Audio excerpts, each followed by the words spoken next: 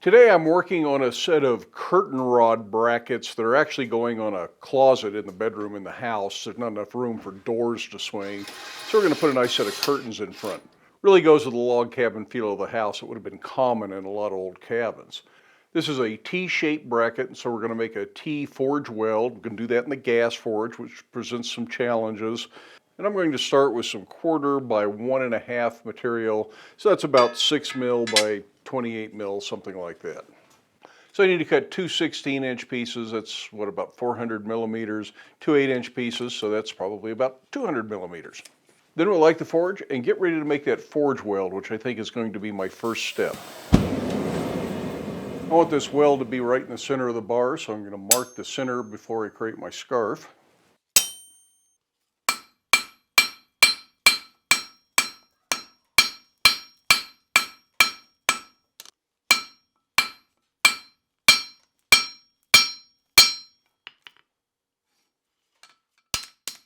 I want the scarf to feather out nice and thin so it's easier to blend in.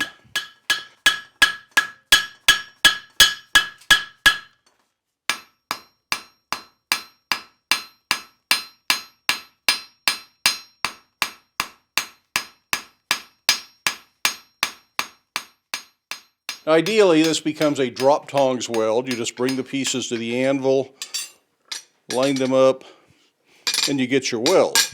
But as we observed a few weeks ago, doing a drop tongs weld in the gas forge is problematic at best and likely to fail more often than not. It's just one of those characteristics of the gas forge. Plenty easy to get a gas forge up to welding heat, but the pieces need to be in place when you bring them to the anvil. Now the easy thing to do is just put a tack weld on this, and then when you forge weld it, the tack weld pretty well disappears, and if you put it on the back, even if there's a little bit of evidence of it, it's not really going to affect the finished project.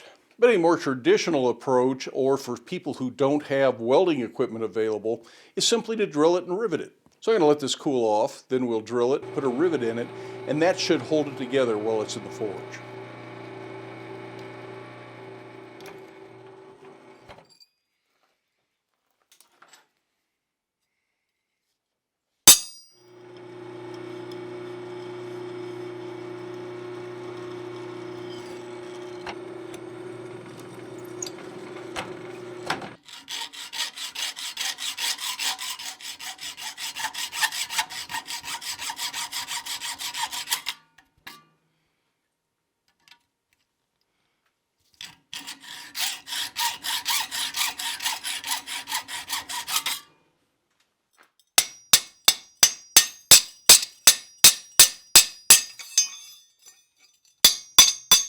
Now this does stand off a little bit, but that's to my benefit because this serves as a place where I can expel all the flux, scale, and any other crud that is in the weld zone.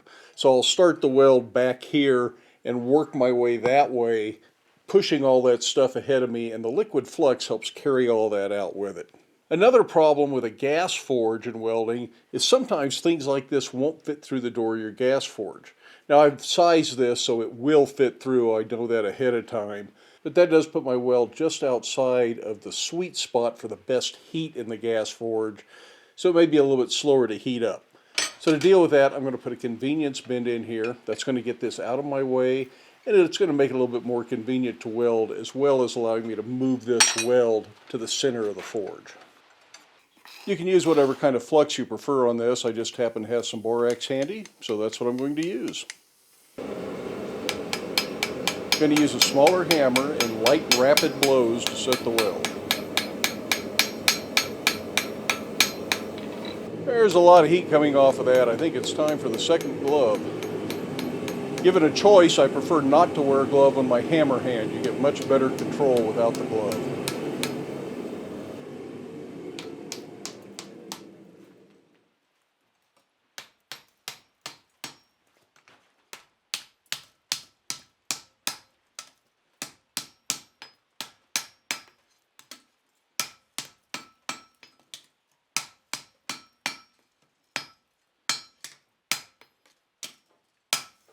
So that gives us a successful forge weld on this piece Although it's not as good as I would like it to be, you can still see a little bit more sign of the forge weld. I do like a little bit of evidence because I want people to look at it and say, wow, that was forge welded instead of MIG welded. But this one perhaps has a little bit more evidence. The scarf does not lay down as nicely as I would like it to.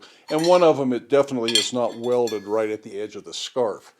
So that's a little bit problematic.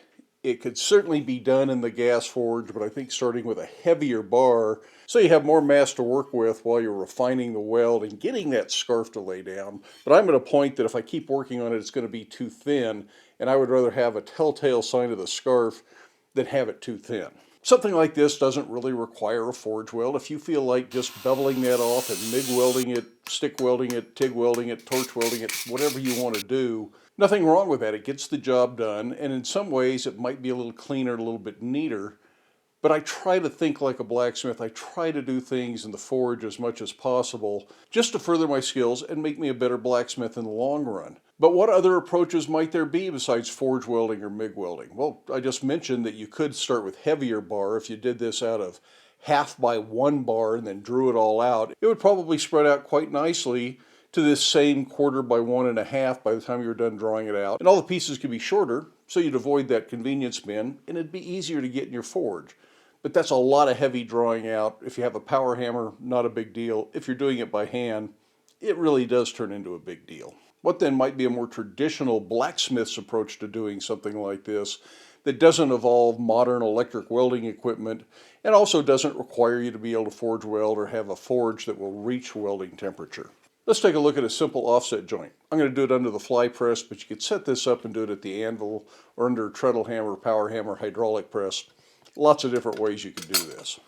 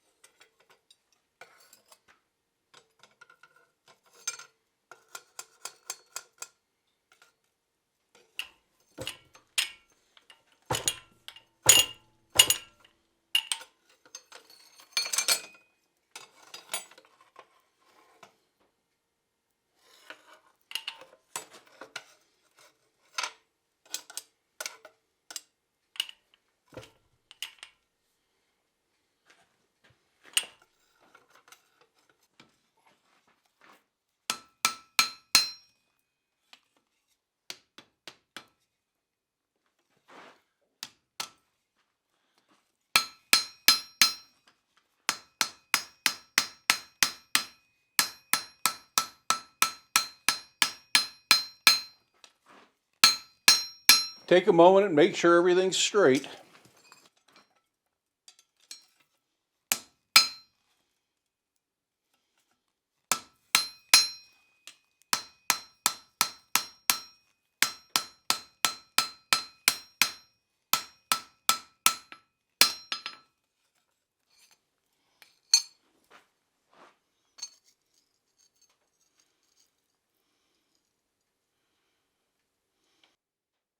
A few rivets seem like the ideal way to hold this together at this point.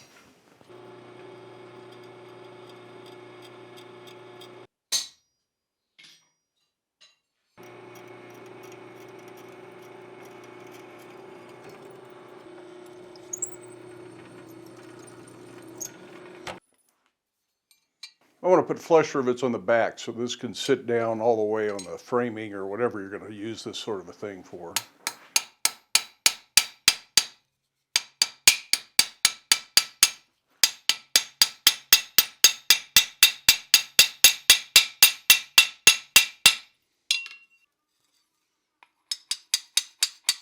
Make sure everything's squared up before drilling the second hole.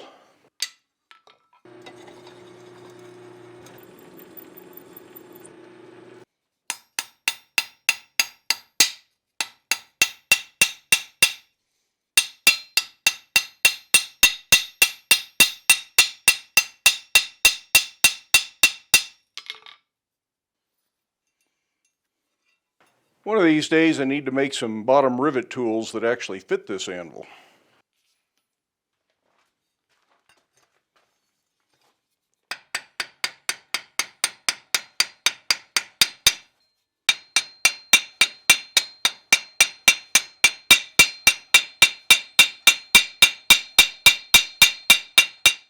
When you start designing a project, you often see one technique or one approach in your mind, and you kind of design around that.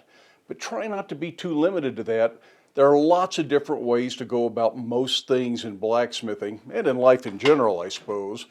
So there's always another approach that you can take. Now, no doubt a coal forge would have been the most straightforward way to weld this. But if you don't have a coal forge, you can weld this in a gas forge, so long as your gas forge gets to welding heat. We kind of looked at how you can do that, and it comes out pretty good. It's not perfect. I think it probably would have been better in a coal forge with a little bit higher heat, although some gas forges weld better than mine do. It just barely gets up to welding heat at this altitude. There are other approaches like the lap joint. You also could try one of these with the lap going the other direction if you want to, but I think I probably like this better. And perhaps you like a more modern, contemporary look that's a little bit cleaner and straighter, easier to get everything square, and just weld it with a MIG welder or stick welder, whatever it is you have available. Lots of different ways to do this. I can probably think of some other ways to come up with a T-joint that's all forged. Of course, you could cut this out of solid plate if you want to. Just use your imagination and don't necessarily be limited to your first idea or the way you saw somebody else, like me, do it. There are always other approaches you can take to this stuff. For me, I have to decide which I like better. The forge welded joint, which is nice and flat, and that means the curtain rod doesn't have to stick out quite as far away to clear it. Or the lap joint, which I really kind of like. I like the rivets. I like the decorative look of the joint a little bit better. Or perhaps I like the clean look. I'm going to need to look at these. Or more correctly, I need to let Janet look at these. I think I'm going to leave the final decision up to her. Now, my original idea was to do this whole project as a single video, but I thought you might like taking a look at some of these other alternatives and see some of the other things that cross my mind as I'm working on something like this. In the next video, I think we will look at some decorative elements. Of course, the rivets are a decorative element, but maybe we'll expand on that a little bit. Look at the way I did this little element down here on this as a test piece earlier. And then in a third video, I think we'll look at making some ball finials for the curtain rod that are removable so you can put the rod in instead of having to have a bracket that this drops into. Be a little bit more solid that way. I do hope you enjoyed the video. If you'd like to provide financial support for the videos here at Black Bear Forge, there are links in the video description for both PayPal and Patreon. In the meantime, I hope you have time in your day to get out to your shop, make something, challenge your creativity a little bit, but do wear your safety glasses, and we will see you for the next video.